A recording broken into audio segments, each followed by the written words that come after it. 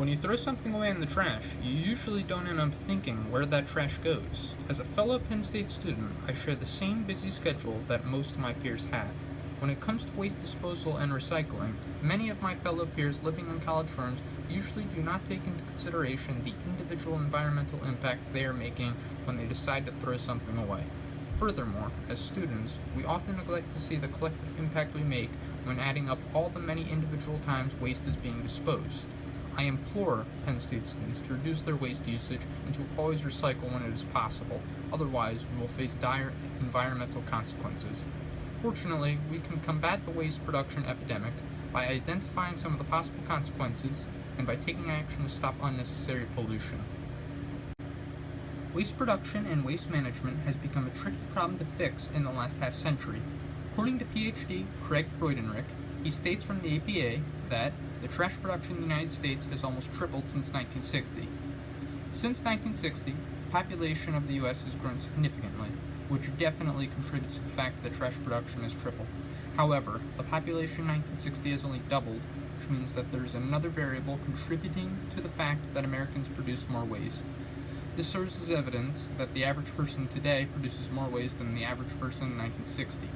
We as students need to change this negative trend of becoming a more wasteful society, otherwise there could be severe consequences that could have a significant impact on the community and our lives. Freudenreich states information about how we manage waste in the United States when he says, trash is handled in various ways. About 32.5% of the trash is recycled or composted, 12.5% is burned, and 55% is buried in landfills.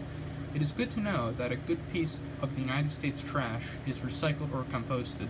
However, more than half of this country's trash being taken to landfills is disconcerting because space for landfills is running out. In addition, space for landfills is hard to allocate, and because of this, landfills have to be built unbelievably close to moderate populated areas in some cases. In the case of the people of Waterloo, a moderately populated town in New York, they are subject to living unbearably close to a recently constructed landfill. An anecdote from resident Glenn Silvers speaks for most of the residents of Waterloo. It's like nothing else in the world. Sickly sweet, acrid, stomach churning, depending on what the mix of the day is. It's almost like you're smelling chemicals from a dry cleaning establishment, or what benzene smells like. It doesn't smell like something you should be breathing. If we don't do our part in reducing the amount of waste we produce, and do not recycle when we are able, then our waste will most likely end up in landfills, and new landfills that could very well be placed in an area close to our community.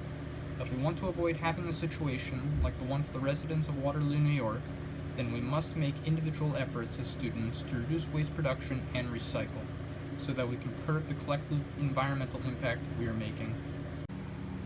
This issue does not need to have great costs in correcting it, because we are part of the factors that drive this problem.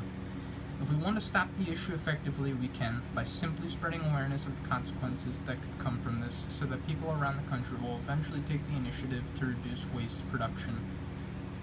We as students must take the initiative now, and to not forget that our individual impact adds up in the overall epidemic of trash production.